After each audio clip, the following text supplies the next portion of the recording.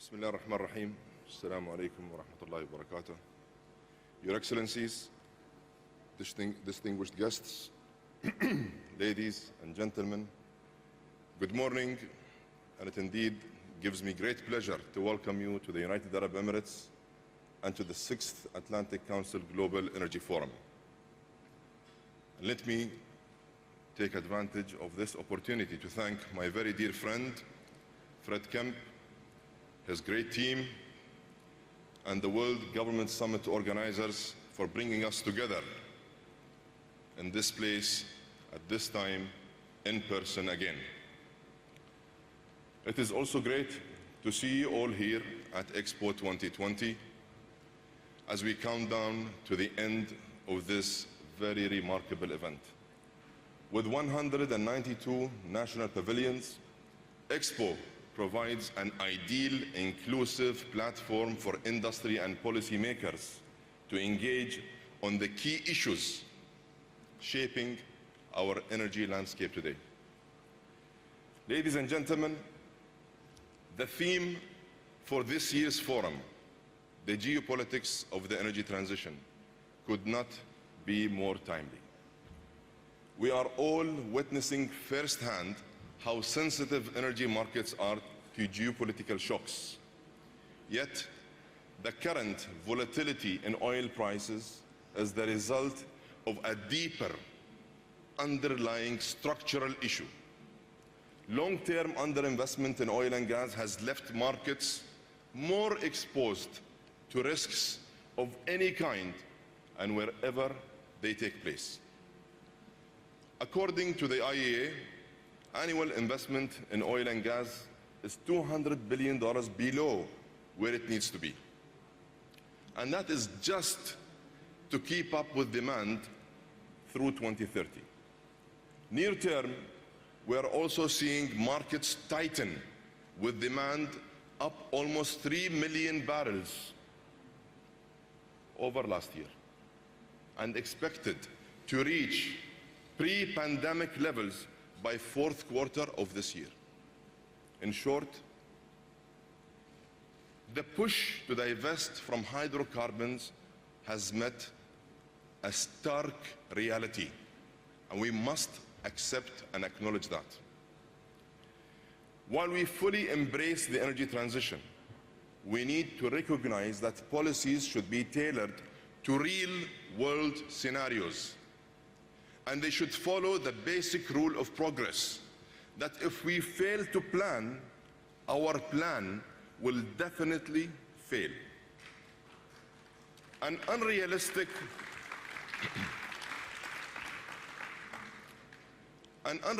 approach that ignores basic economics will only lead to tighter markets that are even more exposed to geopolitical shocks.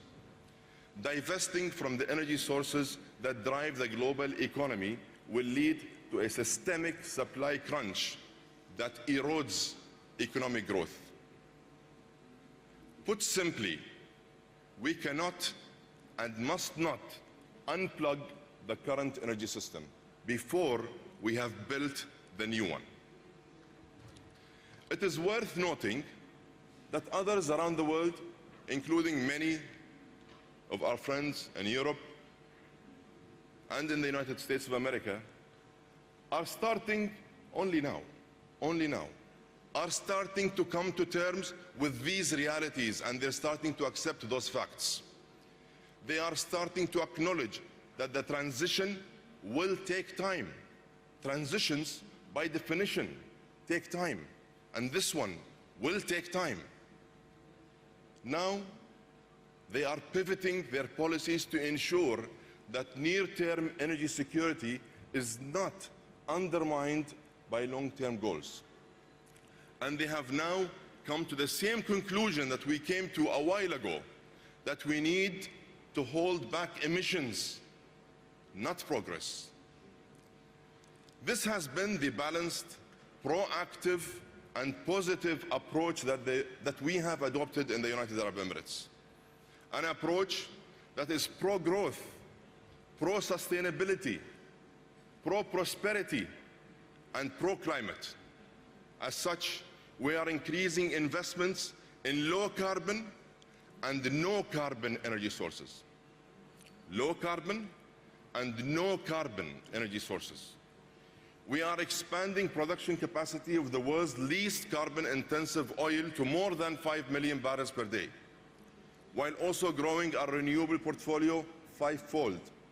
We are growing our natural capacity by more than 30%, enhancing our ability to supply more LNG.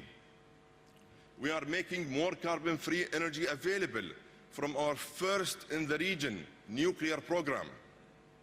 And we are establishing zero carbon hydrogen value chains with key markets in Europe and Asia. We are doing all this with a strategy that is based on a sound business case. And I believe that a realistic, well-balanced energy transition provides a resilient pathway for new industries, new jobs, and long-term sustainable economic growth. We are taking this pathway to adopt a new low-carbon, high-growth economic model, a model that will guide our development for the next 50 years. When the UAE began its investments in renewable energy over 15 years ago, the economic case was somewhat difficult to make at the time, but our leadership's vision has been verified by hard and true facts. And today, the UAE is home to the 3 largest and lowest cost solar power plants in the world.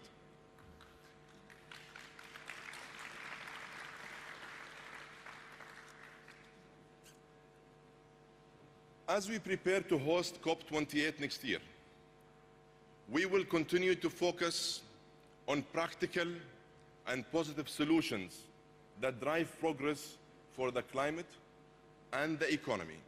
Climate and the economy. Both go hand in hand. As such, we intend to make COP28 as inclusive as possible. And that means bringing the energy sector, because in a world that needs more energy, it simply just makes perfect sense to include the energy experts in the dialogue. And let me take this opportunity to invite all of you to come to us with your innovative ideas, solutions that we can work together on, solutions that are climate friendly, yet commercially viable. Ladies and gentlemen, we as energy leaders have a responsibility to inject a dose of realism into the planning for the energy transition. Let's create a clear roadmap that is based on real and solid foundations. Let's adopt policies that strengthen the stability of energy markets. Let's continue to invest in new and future energies. But let's not defund the current energy system. We cannot defund the current energy system before the new one can take its place. If we take this approach, we will reinforce our collective resilience, drive prosperity, and deliver sustainable progress for all. Thank you again for the opportunity.